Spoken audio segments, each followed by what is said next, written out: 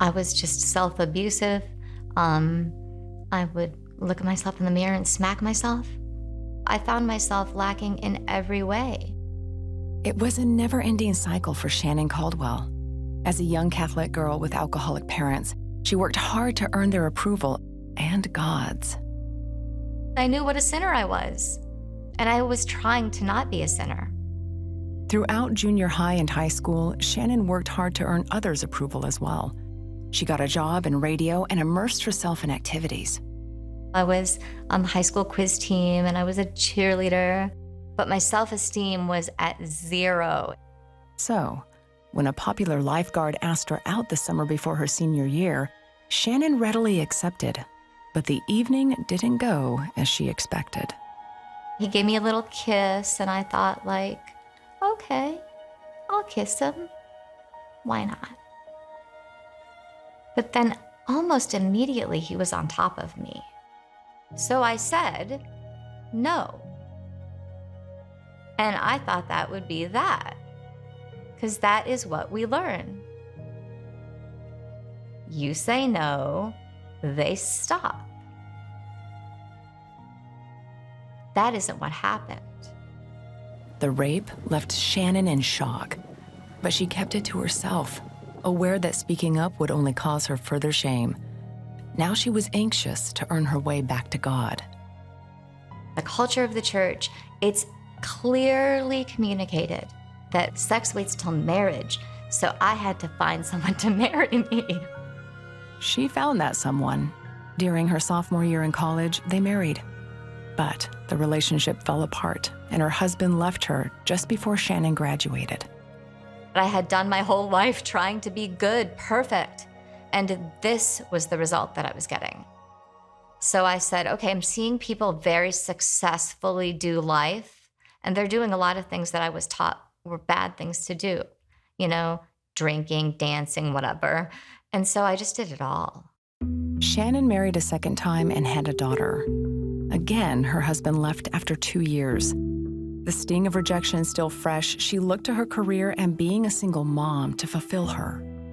At that point, I had a career that I was really enjoying. I was working in some radio stations that were legendary, and I was growing, and I was surrounded by a really strong group of friends, and so my community held me up. Just a year later, her parents were killed in a tornado. For the first time, however, Shannyn didn't hear God's condemnation in her mind.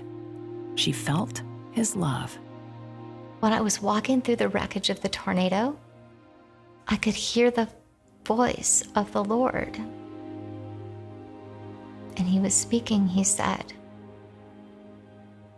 "Though I walk through the valley of darkness and the shadow of death, I will fear no evil, for you are with me. Your rod and your staff, they comfort me." And then I found my dad's walking stick. And then I really feel like the Lord's saying, I will help you walk. And I will show you where to go. It would take Shannyn 2 years to understand what that meant. By then, she was married to Joe and unhappy with herself and her marriage. Then she met a neighbor, Megan, and the two became friends. Later, Megan bought Shannyn a Bible and suggested she start with the book of John.